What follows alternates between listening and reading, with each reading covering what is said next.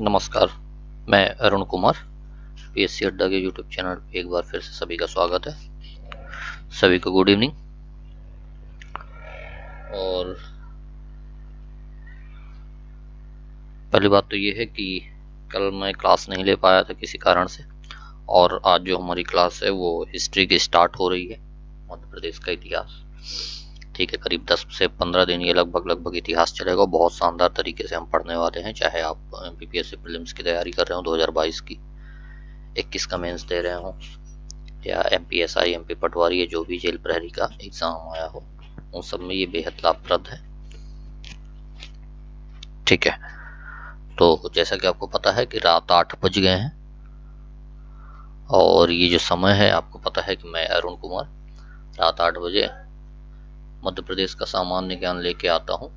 और जो मध्य प्रदेश का सामान्य ज्ञान है वो आपका जो पूरा सिलेबस है वो 10 यूनिट में डिवाइड है, आपको पता है। और इस 10 यूनिट में से यूनिट नंबर 1, 3 एंड 5, 3 यूनिट जो है इसका जो संबंध है वो मध्य प्रदेश के सामान्य ज्ञान से, एमपीजीके से, है ना। तो अभी तक जो हम लोगों ने पढ़ा है वो मध्य प्रदेश की ज्योग्राफी वाला से पोर्शन पढ़ लिया है, इकोनॉमी वाला पोर्शन हम लोगों ने पढ़ लिया है, पॉलिटी वाला पोर्शन पढ़ लिया है हमने, आर्ट एंड कल्चर हम लोगों ने बहुत अच्छे तरीके से देख लिया है, और आज हम लोग हिस्ट्री शुरू कर रहे हैं। तो लगभग हम 5 पोर्शन में पूरा का पूरा जो एमपी है उसको पढ़ रहे हैं। ठीक है,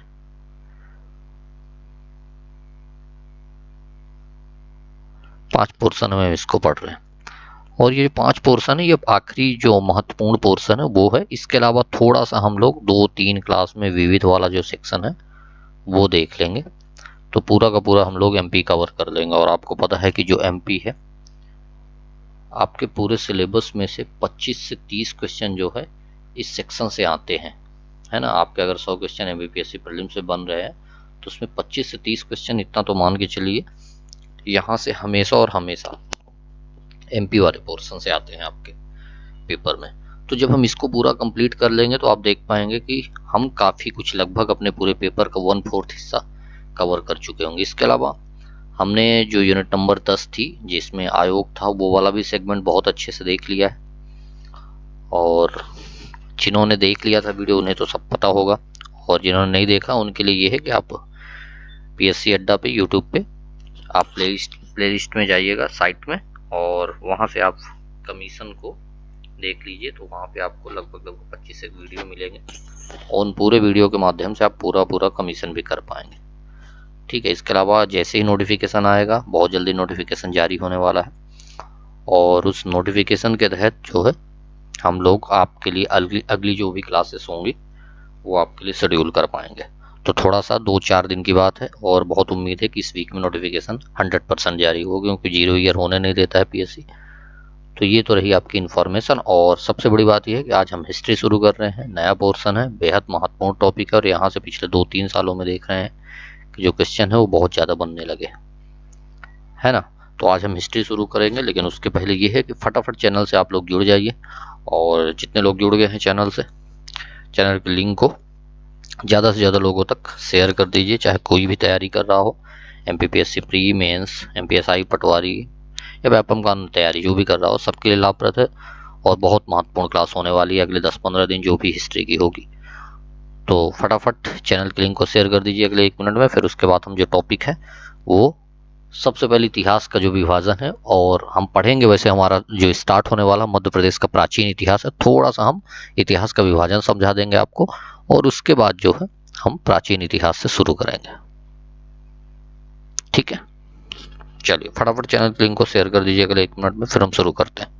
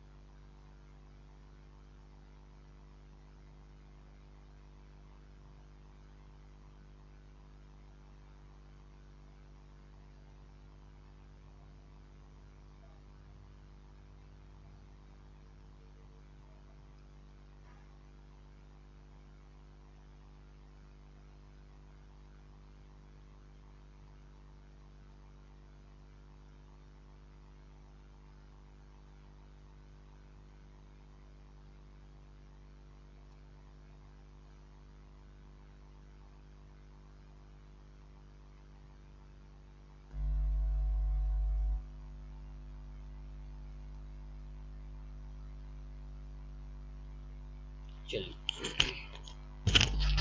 तो पहले सबसे पहले मैं हिस्ट्री शुरू कर रहा हूँ, क्योंकि हिस्ट्री को समझना बहुत इंपॉर्टेंट है। तो सबसे पहले मैं इतिहास का विभाजन आपको समझाऊंगा कि पूरा का पूरा जो हिस्ट्री है उसको कितने भागों में बांट देते हैं।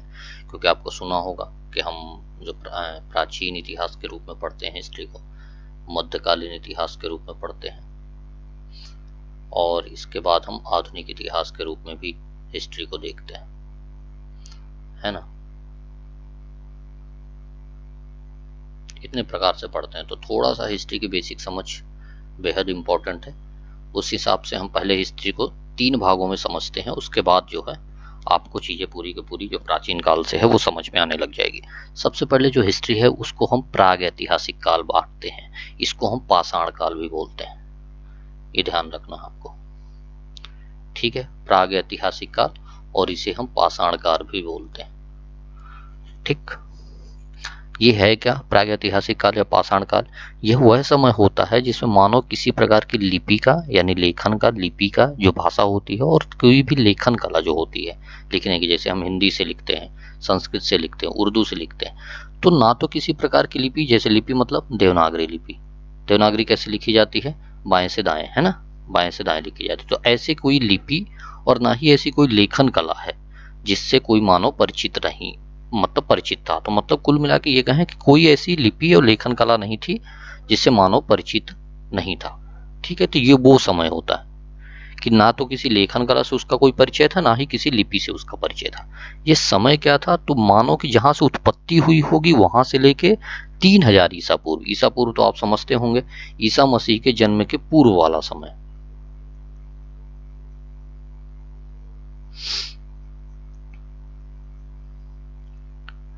ईसा मसीह के जन्म के पूर्व वाला समय,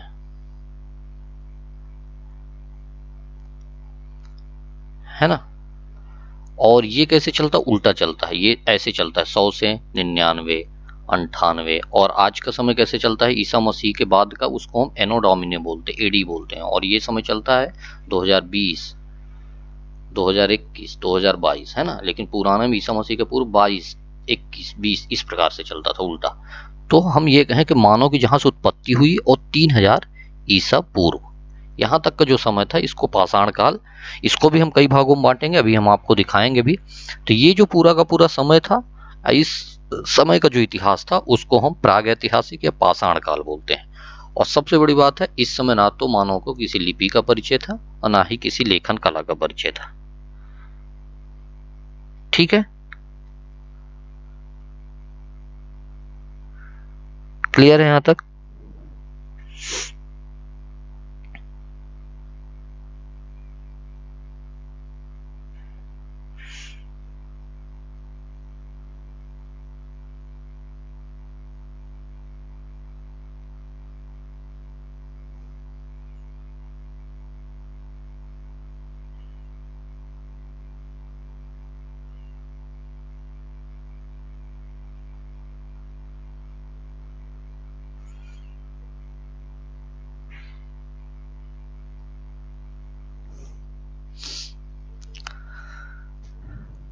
क्लियर।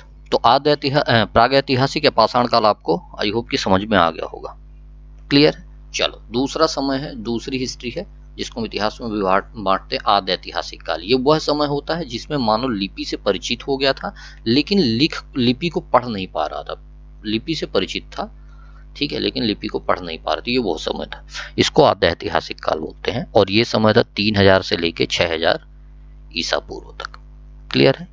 हड़प्पा सभ्यता वगैरह जो थी इसमें आ जाती है, ठीक है। हड़प्पा सभ्यता, वैदिक सभ्यता, ये सारा का सारा समय जो होता है आदि ऐतिहासिक में आता है। फिर आता है तीसरा ऐतिहासिक काल, ठीक है।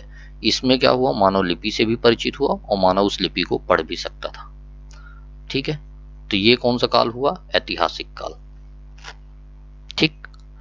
और ये समय है 6000 ईसा पूर्व से वर्तमान तक, जो भी आप देख रहे हैं ये पूरा का पूरा ऐतिहासिक काल से संबंधित है, ठीक है। तो ये पूरा का पूरा जो है इतिहास है। भले हम इसको एमपी में नहीं बांट रहे हैं, लेकिन हम सबसे पहले हमने ये सोचा कि आपको ये समझा पाए, ताकि आपको कम से कम हिस्ट्री का जो बेसिक टाइम पीरियड है वो समझ में आए, ठीक है। क्लियर है। चलो, तो इस प्रकार का इतिहास है, एक प्रागैतिहासिक, आद्य ऐतिहासिक और ऐतिहासिक काल। अब जो ओरिजिनल हिस्ट्री है हम उसको शुरू करेंगे मध्य प्रदेश का प्राचीन इतिहास। ठीक है, प्राचीन इतिहास शुरू करेंगे, लेकिन इसमें थोड़ा सा पाषाण काल वगैरह भी हम लोग देख लेंगे। तो हिस्ट्री आई होप की समझ में आ गई होगी। अगर किसी को कोई डाउट हो तो अभी भी आप लोग क्वेश्चन पूछ सकते हैं, हम क्वेश्चन का आंसर करेंगे, उसके बाद आगे बढ़ते हैं।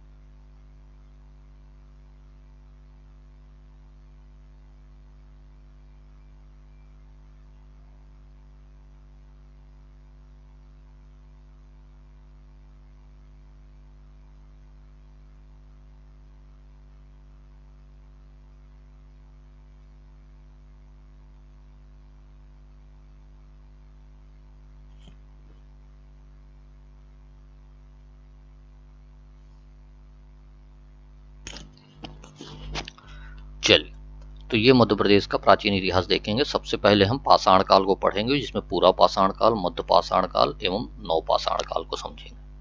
ठीक है, क्लियर है बात यहाँ तक। अब पूरा पाषाण काल समझते हैं। पूरा पाषाण काल कौन सा है?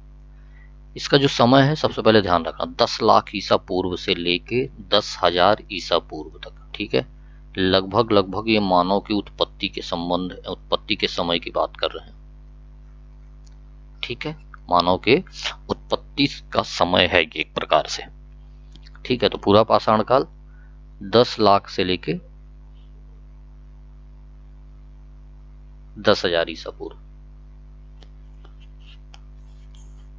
ठीक, क्लियर है यहां तक?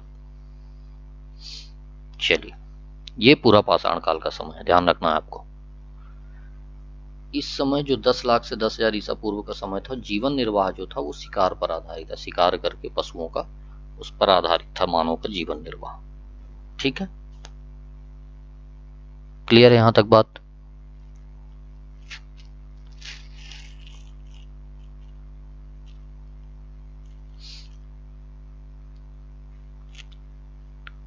इस काल में क्या हुई, एक सबसे बड़ी बात, आग की खोज। आपने कभी हिस्ट्री में पढ़ा होगा छठी क्लास में, चकमक पत्थर वाली कहानी। ठीक है, मनुष्य को जब आग जलाना नहीं आता था तो वो 2 चकमक पत्थर से आग जलाना सीखा था। तो आग का जो आविष्कार हुआ इसी पूरा पाषाण काल में हुआ था। ठीक है, हमने 3 भागों में बांटा था, पूरा पाषाण काल, मध्य पाषाण काल एवं नव पाषाण काल। और मोटे मोटे हिसाब से मैंने प्रागैतिहासिक, आद्य ऐतिहासिक और ऐतिहासिक काल में बांटा था। ठीक है, और टाइम पीरियड में मैंने बता दिया था कि ये समय। ठीक है, तो अब हम जो मैंने यहाँ पे पढ़ाया था, मानव उत्पत्ति से 3,000 वर्ष पूर्व, तो लगभग लगभग एक प्रकार से हम इसको देख रहे हैं। ठीक है, तो पूरा पाषाण काल 10 लाख से 10,000 वर्ष पूर्व। ठीक है, और इसका जो साक्ष्य है मध्य प्रदेश में भीमबेटका रायसेन में, वहां पे इसके साक्ष्य मिलते हैं। ठीक है, और ये जो पूरा पाषाण काल है ना, पूरा पाषाण मध्यकाल, नव पाषाण। तो पूरा पाषाण काल में सबसे पहले हमने देखा पूरा पाषाण काल। तो पूरा पाषाण काल का मैंने समय बता दिया, 10 लाख से 10,000। ठीक है, आग की खोज हुई, जीवन निर्वाह कृषि पर, शिकार पर था, साक्ष्य भीमबेटका है। और जो पूरा पाषाण काल है वो 3 भागों में हम इसको बांट सकते हैं। ठीक है, कितने भागों में? 3 भागों में। एक तो निम्न पूरा पाषाण काल है, समय के साथ हम बताएंगे, अभी आप देख लीजिए पूरा पाषाण काल को। निम्न पूरा पाषाण काल, मध्य पूरा पाषाण काल और उच्च पूरा पाषाण काल। ठीक है, निम्न पूरा पाषाण काल, मध्य पूरा पाषाण काल और उच्च पूरा पाषाण काल, इन 3 भागों में हम पाषाण काल को बांट देंगे। ठीक है, चलिए यहां तक बातें समझ में आ रही या नहीं आ रही? आज हमारा टॉपिक लगभग आपको हिस्ट्री का ये समय जो है पूरा पाषाण, मध्य पाषाण, नवपाषाण समझाने में गुजरेगा। देन उसके बाद ही हम आगे चीजें बढ़ेंगे ताकि आपको बेसिक समझ बनी रहे।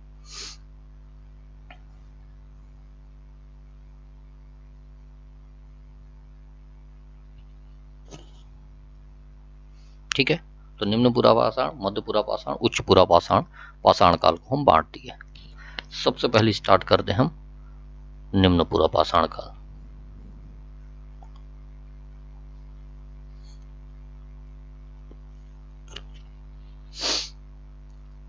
चलिए शुरू करते हैं। इसका जो समय है वो 10 लाख से 1 लाख ईसा पूर्व है।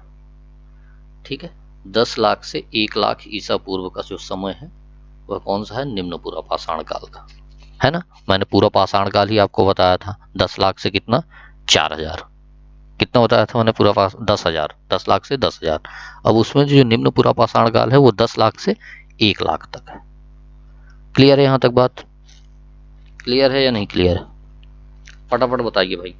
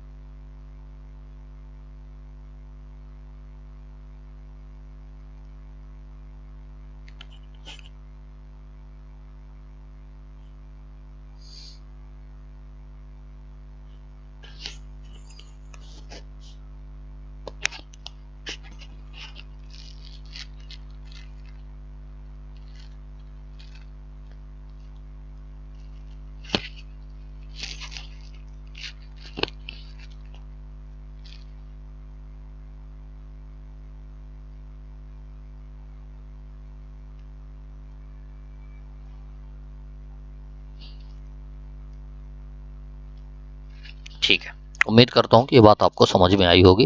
तो ये है निम्न पूरा पाषाण काल, 10 लाख से 1 लाख वर्ष पूर्व। इस समय की जो मानव प्रजाति थी, उस समय उस मानव प्रजाति को निएंडरथाल प्रजाति कहते हैं। ठीक है, बहुत नहीं समझना है क्योंकि मध्य प्रदेश का इतिहास हम पढ़ रहे हैं। जब हिस्ट्री पढ़ेंगे तो इसको भी हम देख सकते हैं, निएंडरथाल किस प्रकार के होते थे, होमो सेपियंस किस प्रकार से होते, किस प्रकार से मानव का डेवलपमेंट हुआ, तो मेंस का विषय है। ठीक है, यहाँ पे बस आप समझिए निएंडरथाल प्रजाति है मानव की। ठीक है, भोजन शिकार एवं मांस भक्षण। ठीक है, भोजन कैसा है? शिकार एवं मांस भक्षण द्वारा। और उस समय का जो मानव था, उस समय के जो मानव की संस्कृति वो जनजाति, आज के दौर में जो जनजाति संस्कृति आप देखते हैं, ठीक है, जनजाति जो संस्कृति आप देखते हैं उसी प्रकार की संस्कृति है। ठीक है, निम्न पूरा पाषाण काल में। क्लियर है बात यहां तक? मध्य प्रदेश में जो साक्ष्य है इस समय के वो हथनौरा है, और जो हथनौरा है वो नर्मदा घाटी सीहोर में है। ठीक है, सीहोर डिस्ट्रिक्ट आपको पता होगा, भोपाल के आसपास है, और वहीं पे ये जगह है नर्मदा घाटी के किनारे हथनौरा। ये उस समय के निम्न पूरा पाषाण काल का साक्ष्य है हमारे मध्य प्रदेश में। ठीक है, क्लियर हो रहा है? ठीक है, जब हम प्राचीन इतिहास पढ़ रहे हैं, मैं आपको बताऊं, जब हम प्राचीन इतिहास पढ़ रहे हैं तो ये बेसिक है, थोड़ा सा जानकारी होना चाहिए। ठीक है, बाकी इतिहास तो प्राचीन वाला हम हड़प्पा सभ्यता से ही शुरू करते हैं अगर ऐतिहासिक तौर पे देखें तो, लेकिन मध्य प्रदेश में भी हम देखेंगे कि हम कहाँ से शुरू करने वाले हैं। ठीक है, तो हम मध्य प्रदेश में बहुत डीप नहीं जा रहे हैं, हम केवल थोड़ा सा बेसिक आइडिया इसलिए भी आपको दे रहे हैं ताकि थोड़ा सा हिस्ट्री की समझ आपके पास बनी रहे। फिर आ जाते हैं हम मध्य पूरा पाषाण काल में। ठीक है, समझ रहे हैं? कंफ्यूज तो नहीं हो रहे हैं? हमने इस पूरे इतिहास में इस प्राचीन को पूरा पाषाण काल, मध्य पाषाण काल एवं नव पाषाण काल में बांटा, और जो पूरा पाषाण काल है उसको हमने 3 भागों में बांट दिया। ठीक है, निम्न, मध्य और उच्च। तो निम्न हमने देख लिया 10 लाख से 1 लाख, अब मध्य देख लेते हैं। ये है हमारा 1 लाख से 40,000 ईसा पूर्व तक। कहां से कहां तक है ये?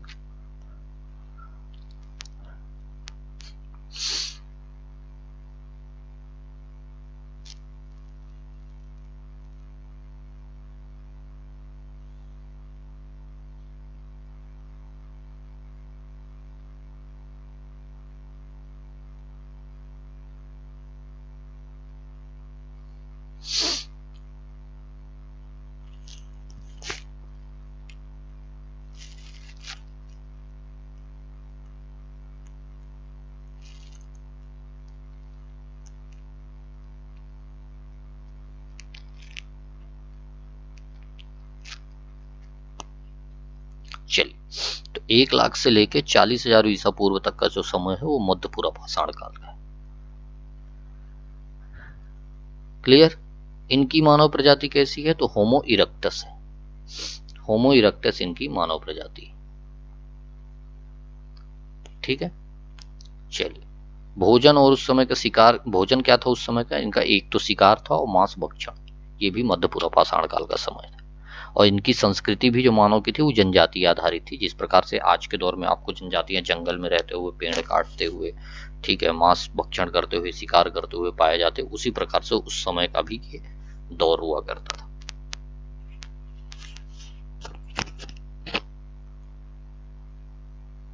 चलिए, अब हम देख लेते पूरा पाषाण काल में उच्च पूरा पाषाण काल। ठीक है, उच्च पूरा पाषाण काल 40,000 से 10,000। ठीक है, कहां से? 40,000 से 10,000 तक का जो समय है वो उच्च पूरा पाषाण काल का समय है। समझ में आ रही हैं चीजें या नहीं आ रही?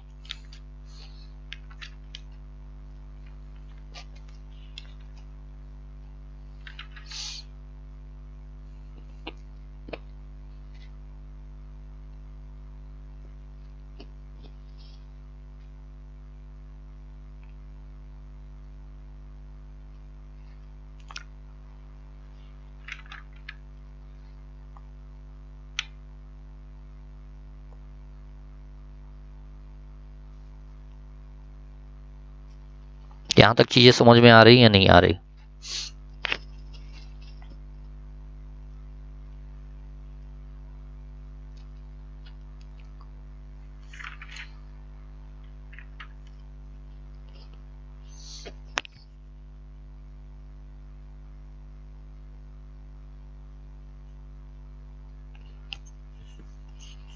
चलिए, अब हम देखेंगे उच्च पूरा पाषाण का 40,000 से 10,000 ईसा पूर्व।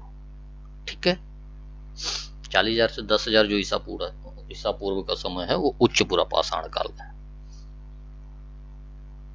मानव प्रजाति इस समय की क्या थी? होमो सेपियंस, जिसको हम आज के दौर का मानव समझते हैं, यही वो उच्च पूरा पाषाण काल का मानव है जिसको हम होमो सेपियंस बोलते हैं। ठीक है, भोजन क्या था उस समय? तो शिकार एवं मांस भक्षण का जो था वो भोजन था। ठीक है, क्लियर है यहां तक?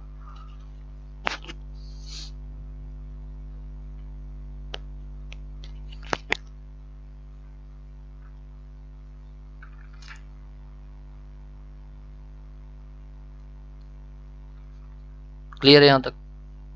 चल, साक्ष्यता है बेलन घाटी, एमपी यूपी की सीमा पर बेलन घाटी है, वही एक साक्ष्य उच्च पूरा पाषाण काल है। ठीक है, तो इसे अब हमने पूरा का पूरा देखो समझ लिया है कि इस बात को हमने पूरा का पूरा, ये जो पूरा पाषाण काल वाला सेक्शन है, इसको आई होप कि आप लोग अच्छे से समझ गए होंगे। ठीक है, समय समझ गए हो। 3 भागों में मैंने बांट दिया, निम्न, मध्य और पूरा पाषाण पे। इसको और इसको आज कुछ ज्यादा हो जाएगा, इसको हम कल पर देख लेंगे, लेकिन आज हम पूरा पाषाण काल को अच्छे तरीके से देख लिए हैं। आई होप अभी तक आपको चीजें समझ में आई होंगी। पूरा पाषाण काल में 3 भागों में बांट दिया, निम्न, मध्य और पूरा, निम्न, मध्य एवं उच्च में।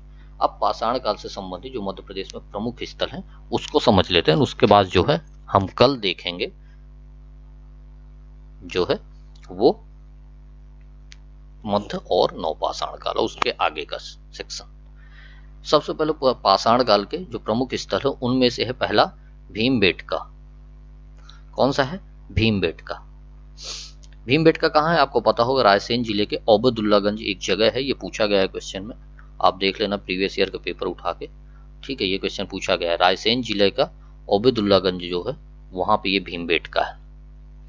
ठीक है, इसकी खोज किसने की थी? इसकी खोज की थी विष्णुधर वाकड़कर ने। किसने की थी? विष्णुधर वाकड़कर ने। किसकी खोज की? ओबेदुल्लागंज के पास में जो भीमबेटका है। ठीक है, साक्ष्य क्या है? तो भीमबेटका से पुरा पाषाण काल के शैल चित्र प्राप्त हुए हैं। ठीक है, यहां से क्या मिला, किस आधार पर यह माना गया कि ये भीमबेटका जो है पुरा पाषाण कालीन सभ्यता है, या हम ये कहें कि उस समय का ये स्थान है। तो वहां पे पुरा पाषाण काल करके शैल चित्र प्राप्त हो। बहुत डीप नहीं समझना है, कार्बन डेटिंग पद्धति वगैरह से ये समझते हैं, अभी बस आपको शैल चित्र प्राप्त हुआ है उससे समझ लेना। भीमबेटका को 2003 में, ये सबसे ज्यादा इंपॉर्टेंट है आपके लिए, और इस क्वेश्चन को आपको याद रखना है। भीमबेटका को 2003 में जो है यूनेस्को की विश्व धरोहर सूची में शामिल किया गया है। ठीक है, 2003 में, ये वर्ष याद रखना है आपको कि 2003 में यूनेस्को की विश्व धरोहर सूची में इसको शामिल कर लिया गया है। क्लियर है यहां तक?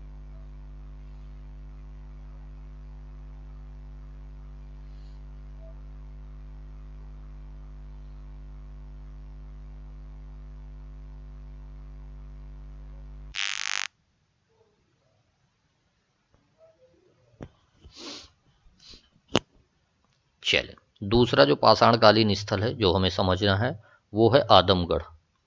क्या है? आदमगढ़। इसका भी नाम सुना होगा। इसकी जो स्थिति है आदमगढ़ की वो होशंगाबाद है, मध्य प्रदेश का होशंगाबाद। वर्तमान में इसको नर्मदापुरम बोलते हैं। क्लियर? तो नर्मदापुरम जो है, जिसको हम होशंगाबाद कहते हैं, वह है आदमगढ़। ये पूरा पाषाणकालीन स्थल। इसकी खोज कब हुई है? तो 1964 में, ये याद रखना है। विष्णुधर वाकड़कर ने की थी भीमबेटका की, और 1964 में आरबी जोशी ने की थी आदमगढ़ के स्थान की खोज। ठीक है, क्लियर है यहां तक बात?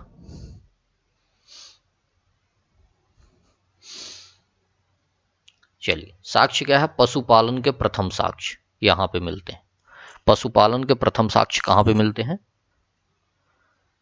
ये मिलते हैं हमको आदमगढ़ से। क्लियर है बात यहां तक? चलिए, ये सबसे ज्यादा इंपॉर्टेंट, इसे याद रखना। आदमगढ़ को माइक्रोलिथिक फैक्ट्री बोला जाता है। माइक्रोलिथिक फैक्ट्री, बस सिंपल सा है, याद ही रखना है, इससे ज्यादा समझने वाली बात यहाँ पे है नहीं। माइक्रोलिथिक फैक्ट्री बोला जाता है आदमगढ़ को। ठीक है, ये बात यहां तक क्लियर? चलिए, अगला स्थान है जो पाषाणकालीन स्थल है वो हथनौरा है। हथनौरा,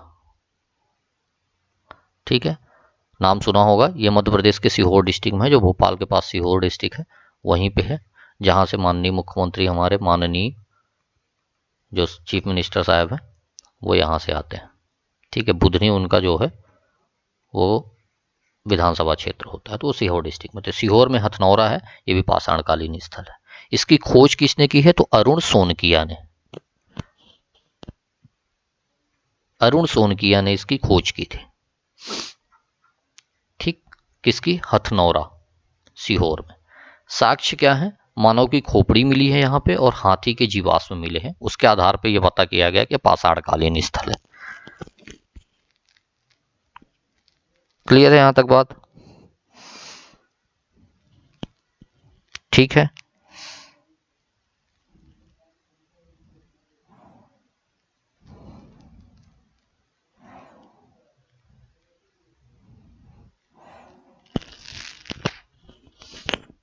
तो हाथी के जीवाश्म मिले। हथनौरा से प्राप्त प्राचीन मानव को, है ना, जैसे मैंने बताया मानव की खोपड़ी मिली, हाथी के जीवाश्म मिले हैं, तो जो हथनौरा से प्राचीन मानव के साक्ष्य मिले हैं, वही खोपड़ी वगैरह, उसको हमने नर्मदा मानव, या जो भी हमारे पुरातत्वविद हैं, उसको नर्मदा मानव की संज्ञा दी गई है।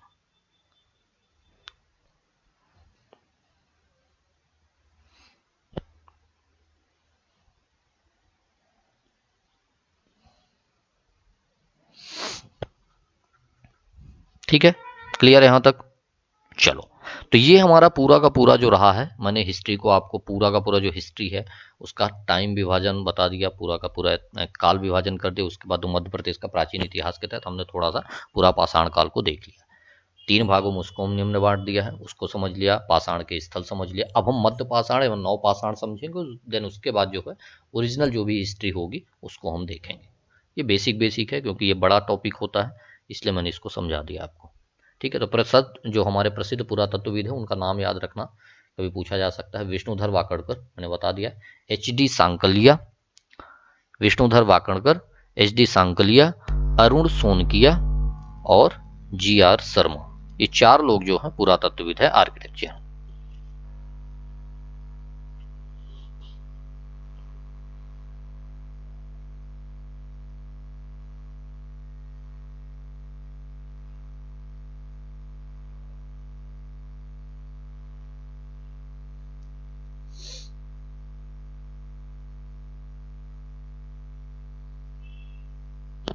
क्लियर है यहाँ तक? ठीक है, आई होप कि अभी तक जो भी मैंने हिस्ट्री का बेसिक समझाया, पूरा का पूरा हिस्ट्री का विभाजन और जो प्राचीन काल में हमने पाषाण काल को बांट दिया वो आपको समझ में आ गया। अब हम मध्य पाषाण काल एवं नव पाषाण काल जो है वो कल देखेंगे। ठीक, तो आई होप कि आज का जो क्लास है, आज का जो क्लास रही वो आपको बेहतर तरीके से समझ में आई होगी। आपकी जो समझ है हिस्ट्री के प्रति वो थोड़ी बेहतर हुई होगी, अंडरस्टैंडिंग अच्छी हुई। अगर क्लास अच्छी लगी तो वीडियो को लाइक कीजिए, वीडियो को शेयर कीजिए और चैनल को सब्सक्राइब कीजिए। अगर नए हैं तो चैनल को जरूर सब्सक्राइब